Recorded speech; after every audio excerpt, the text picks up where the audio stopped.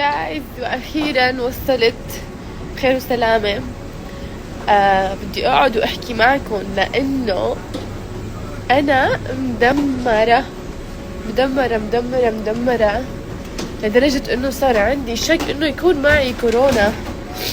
بصراحة قضيت الطيارة كلها عم ببكي وموجوعة طول الوقت، محاول نام، عندي صداع وأدلي عم بيوجعوني، ما قادرة اتنفس، وحرارتي يمكن 38 39 اكيد، فالوضع ما بيطمن.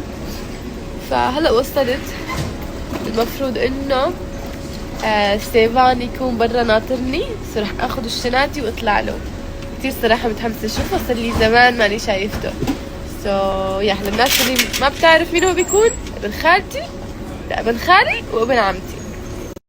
عيش حياتك وانبسط فيها، حب وجنون ولا تفكر فيها.